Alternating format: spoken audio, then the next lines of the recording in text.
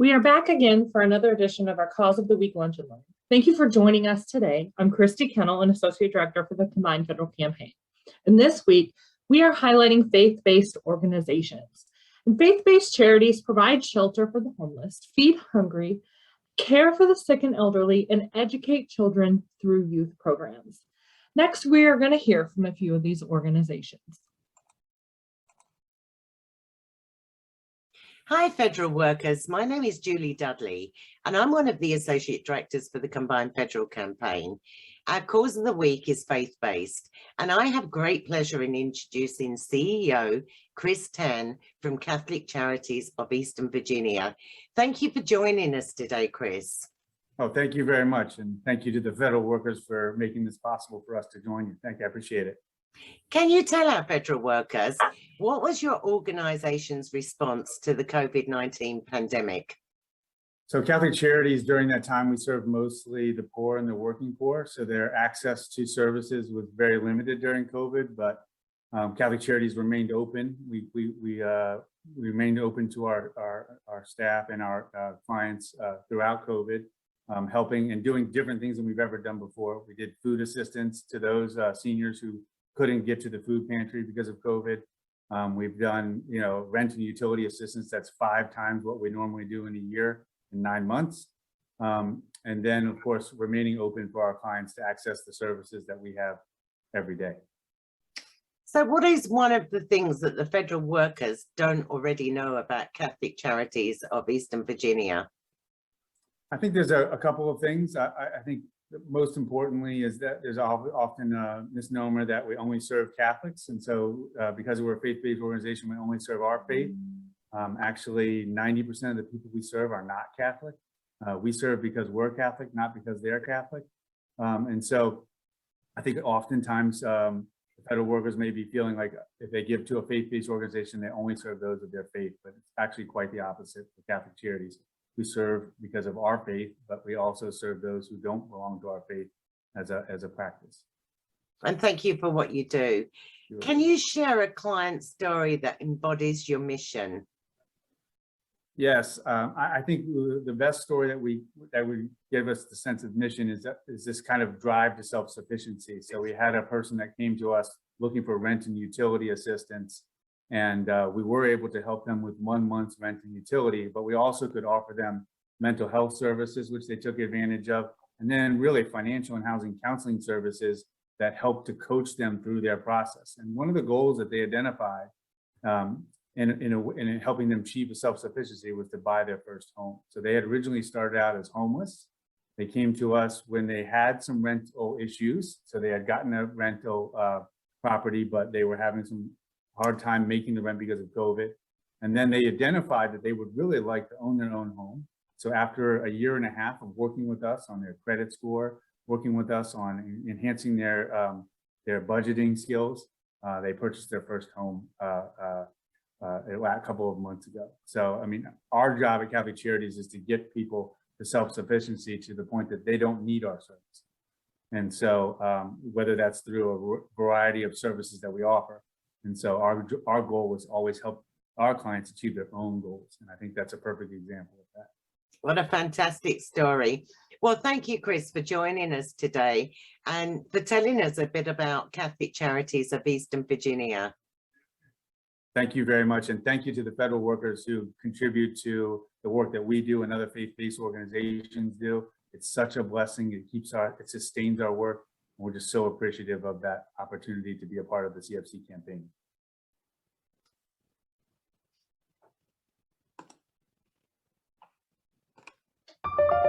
In the beginning, God created the heavens and the earth.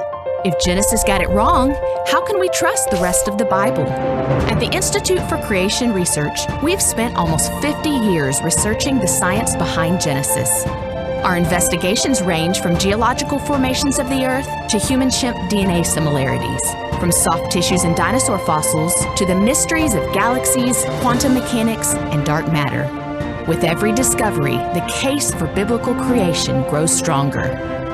The ICR Discovery Center for Science and Earth History is inspiring the next generation with the wonders of our Creator and teaching them how to view science and Earth history from a biblical perspective.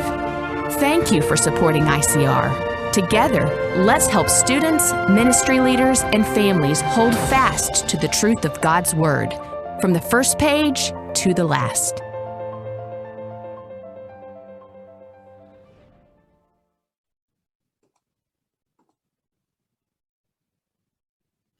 Hello, my name is Joshua Dorn with the Dayton District CFC, and today we are here with Ms. Hemphill, the president of the board for the Multi-Faith Campus Alliance in the Miami Valley. Welcome, Ms. Hemphill. Thank you. Thank you. It's great to be here. Well, it's great having you, and we'll go ahead and get right into the interview here. So could you start off by telling us a little bit about your organization? Absolutely. The Multi-Faith Campus Alliance in the Miami Valley, or MCA, we are a non-governing board. We are a nonprofit governing board. And as such, we employ the Multi-Faith Campus Chaplain at Sinclair Community College in Dayton, Ohio.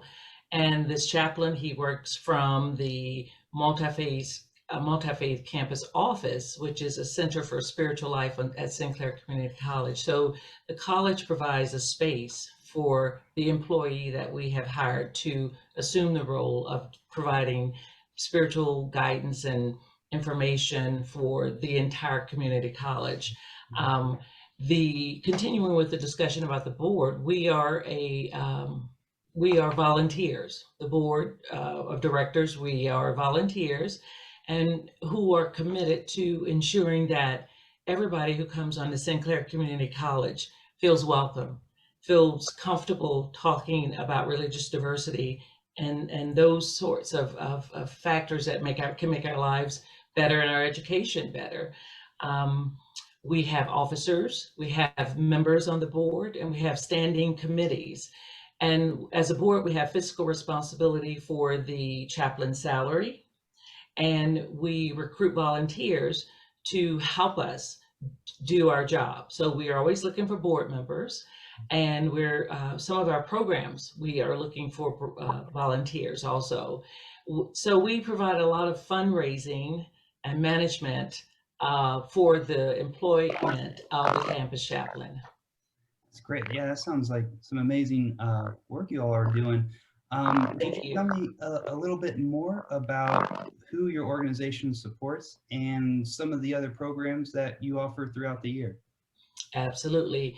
Again, we support the spiritual development for the entire campus. That includes students, the staff, the faculty, and contractors, because there are times when things happen in the society and the chaplain may need to put together a program or go to a group and counsel them. So the office is actually there for the entire staff at Sinclair Community College, and we're located in the main campus of Sinclair Community College, but he also provides outreach to the other satellite campuses that Sinclair has also.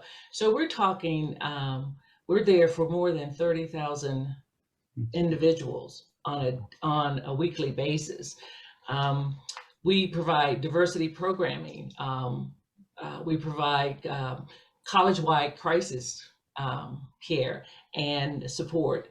We have drop-in services, classroom presentations, of course, and workshops for faculty and staff. We provide programming on contemporary and social issues.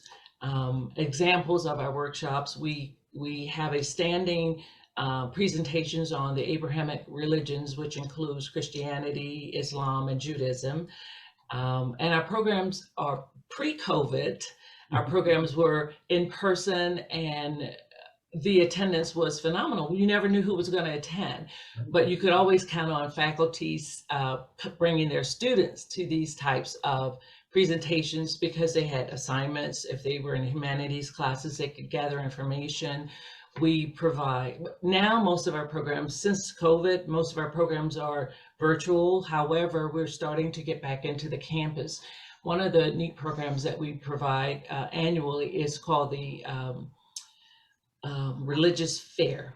I think it's called a Religious Fair or the Spiritual Fair, something like that. And where the chaplain actually brings in leadership from all of the religions and non-religions from the Miami Valley. He has a network of people, and that day is really expounded because not only do these people come to campus to just be available in a setting to talk to people about, answer questions or talk to students in particular, but it also provides an opportunity for the students and those coming to our campus to sit down and have lunch together. And, you know, again, it's all about spiritual growth, which at an educational institution, I think that's really a great thing to have, an office of campus ministry, as it used to be called.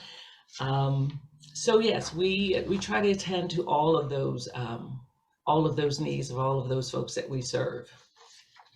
That's absolutely amazing, and I'm sure that, you know, a student in crisis receiving, you know, your services and everything, I mean, that's, you know, a godsend, so to speak. So it's pretty amazing things you guys are doing there.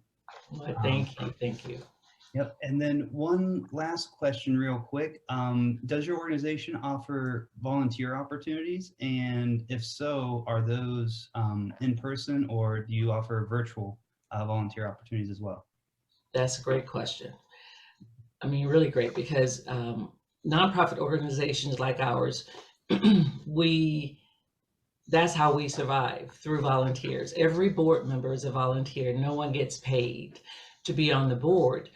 So yes, we have volunteer opportunities, and we're hoping that folks will recognize that they can make a difference if they have an interest in multi-faith awareness, multi-faith growth, ensuring their own spiritual growth in their own religion.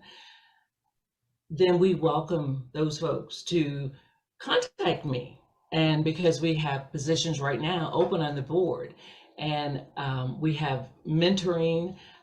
This is a non-pressured board, but it is a working board, because we work to accomplish the task of managing the multi-faith chaplain, as well as ensuring that he has a salary. And he is, the current chaplain is a male. This is why you hear me continuing to say he, but we've had a couple females as well. So yes, volunteer opportunities are available. And right now the board is meeting on a regular basis. We meet about 5 times a year as an entire board, and we do that right now. Since COVID, we've been doing that in virtual meetings, and it's worked out really well.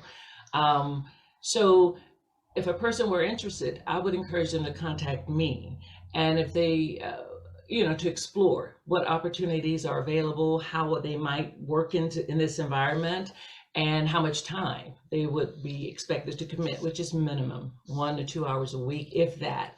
But I can be reached at Hemphill, HEMPHILLSL@gmail.com. I would welcome anyone to contact me for further information. And we have a website on Sinclair Community College campus ministry website, and we also have a MCA website. So they can learn much more than I can tell them in this interview. And I hope they will contact us. Well, I hope so as well.